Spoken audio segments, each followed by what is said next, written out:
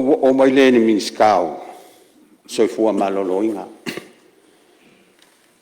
ya le ofisiri mal o le pulenga la wo fionga le funga fekalai inga o kula I mai le fainga malo ngi filfilia o ke topa se o mai le masinga le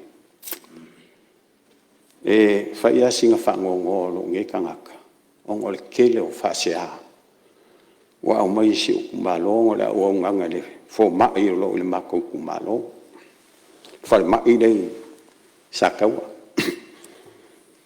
la wa fionga sa usu e mo maua o le kele o ngai ainga mangai kangaka ao ku le fale mai ele se fo mai ai fo le fo mai ele me fainga sawa ai mai ai fa ko mai kingi fo mai no ngor ke fo o le me mongi ale o ni si fo yo fanga wa ma di wo le leanga le o nganga o kede ku ia ka mai ka si soi fuai ka mai ka fo mai ai pe fa ku la ka kalanga o le fo mai le mako ku malo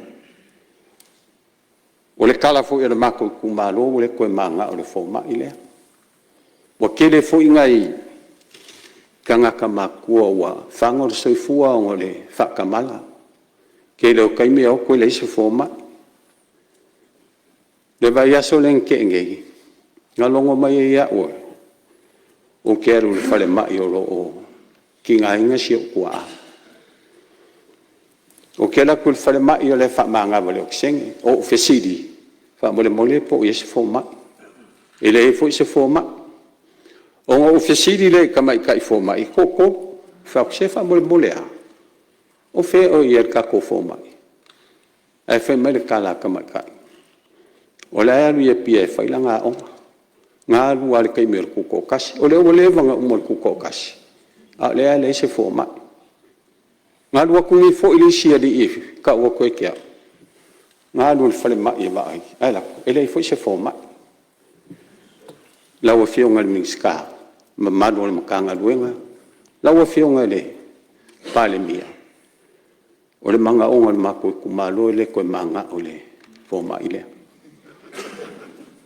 ai nga valvalusia o le fauma faukua ia o le sui lo saunoa vai singano mua le utu lai mai le fionga le minsta so fu malolo ina masalo le vaenga le wo ia saunoa saunoa le fionga le minsta ia sa utala vase la ngonai se vale lo va alo ala mfua pecha yane ua tangi tala le a fionga le sui malo ma tatu te la ngona umalava a fai ua tu le malo usufono nisio o tole tu malo ona o le vale tu lima o le fatu tuanga ale malo malimtanga luenga le foma la ngona ya alfa no ma tu tele alo ya tole la au paulea ia stalo atu o le ala fai vave lava si fofuanga le foma ilea awa ele o sona faiva le tu lei ese o le mana onga tu pito le ola ma le oti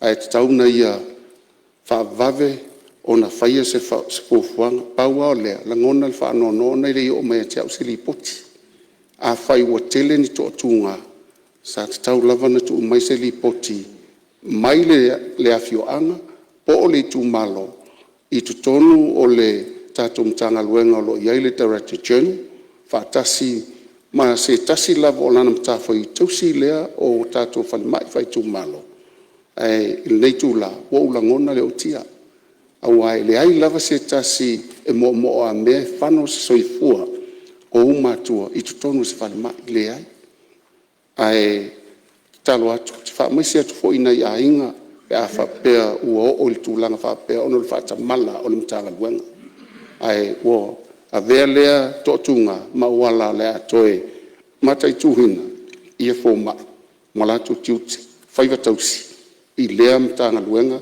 e po le fale mai fa tu malo e o foi tatu fale mai tele to tua o la o falinga le ava mal minga alo sa no lo fio con minsta ia lo fa fonga mai vai singano tasi wo o tia minsta tu so la forza ia le o tapena ia i tulaga uma e fa'alelei ai ia fa'auau saunoaga lau fioga le sui mamalo Mo le atu le nganga o le whaatai. ia te o sa te isi ma le sui mamalo lo tulai mai taitai o malo tu atu le avanoa lau fioga le lipani O fetalai e tāua tele le finangalo le sui ua whaalia. Ma e le alo fo i le malo le atau le lao. I le iwa masina le nei. O le tasi le nei matanga luenga ua matua ave uma i le mata i tu al tatou malo. O no lea, o le tele o whawhitauli. I le nā maselaina. O le matua i tele o whawhitauli le soifua malolo ina. Le tau tongo fiti nei. Taimire nei, ova ma le 10 miliona, tupe le malo, le ave tangata i whafo. O le whesiri la, o a mea kako fo, ma i e. Whesiri le nā. O le mea ea, ua nao na ngase o le atu nufati tia le vale le ave. Lai whafonga mai le asosi, a le au fo ma i Samoa. Sa au o atu tātou wheloa i matala noa o lale manu lauti. A mole le asosia forma i se isila sila i whawhitau li o le official se forma loloi. Isila to toa o ai. O ai atua i ele atunu o formai. O le la tau le matawhai o le tonga fiti o tangata mama. O lale malo e mawhai pe a whai e le ngā lulu e whatasi le matanga luenga ma fo mai o le lato matawhai o i lea o le vaai o mea ia mo le atunu. Ia o le tatalo le na o umana tātou wheloa a whaafonga mai le perestene o whale mai ma fo mai o mosama o umana tātou wheloa o ma fo inau tō whaafonga i la ua ngani atu. A whai sa iei nfe ese inga sa iei futia wa sola ma so waru. Ta umale malo le anau tau sauno mai o a valu so tau sanga le se whanua e o iei fo mai. La lau tari na whai. Whai nei a awa avel whanua fai ele ofisa tu tonu a fo mai umai Samoa fau le lato fale le veta pena le fale mo tene tau si soifua ono le alfa mo la le a tu ngalu i ele sui o vai singana mai le alo fo i fani wale ale portato vai nga fau fai lo ala nga tau vai lo ele na vai singana fo ele tu pol me le fo ko pusa foko a me no fo mai lo fale le ku ka lo mer kerfoni tweeting o ma ai sa no fa pe in fai le mere le tunu al mea lau whionga le whonga wheterai, ele se mea tupu nei. O le mea walewa na tupu mai no fua ingo mo vai, ele wha pēla al tua tusi le limba. Ai whai le whai unga ma le fo i le taimiri nei. Au whionga soi fu maloloina, a whai lo wale ma whai e tātou fo mai in whai ngaluenga. Ta tala lewa no, wala au tātou tonga se lau min fo mai me whafo. A whai la lewa ma mai le tunu wa wale ma whai e tātou ni tau abel me lea. Mai le tu au no ina le malo langa o le ngase le tunu. Ala le wa mori tu, mai le tu inga me la lea. E le fia wha alongo i le malo, ma le fia wha alongo i le tunu, me le tupu. Shoki vai la au, wha le tonu masinu. Le ilo loa mea, fia ai ta lafo e le iktongia. Ai alava pelo nsa e lau fionga le minsta langa i le whaingo fia ni tanga luenga. Le whaingo fia, o le tau fetu na ia o whatasi wha nifo. E le o whatasi. Ai fai al me manga o isi la foi nga o isi fai con kala ke isi ai la papela on sa yo le tau tongo fitil tato fa mai mai a o me ta tau no fa longo mai le tunu te fa pe puni po tau mo alo sesi o so ni atul nai na ia so longo le lentanga le ngo se fo malo loina malo fa ftai ti mai malo fo sa no lo fiong te ta el malo ia tu lai mai vai singano e sa mo fa wa sa no Whawhatai lava, tai ai lau whionga e pāle mia.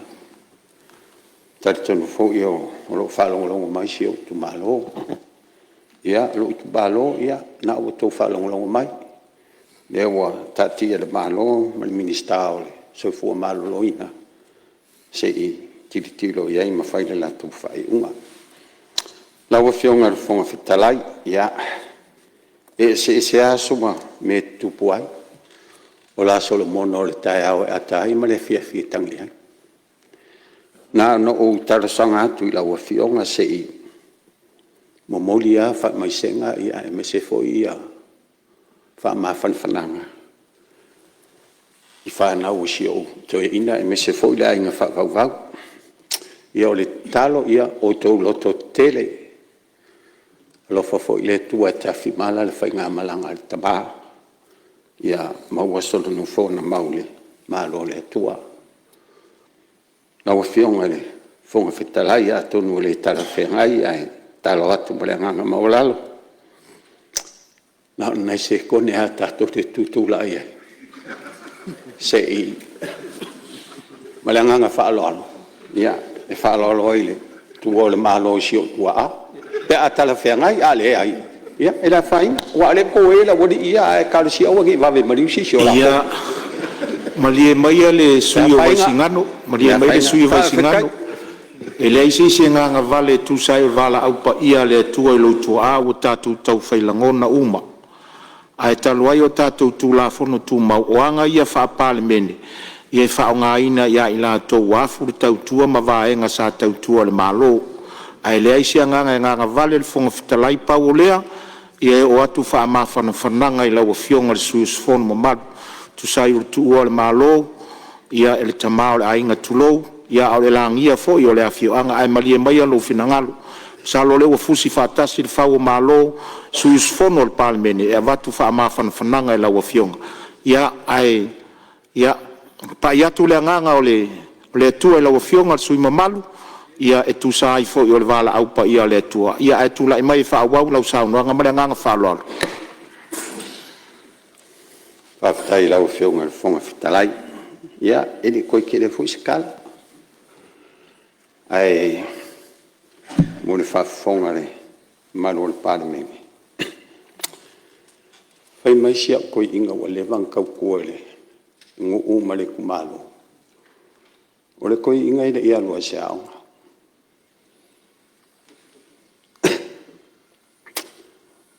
Po le alo wa kamai le alo poko le ale kele o whailonga mo wanga wa. E le mawhai ngala ai numa le malo. Te ai le wha maungi, ma e alofa i le aku. Ai whai mai ia se kasio, koa mangu kai, o tiuri a sisa.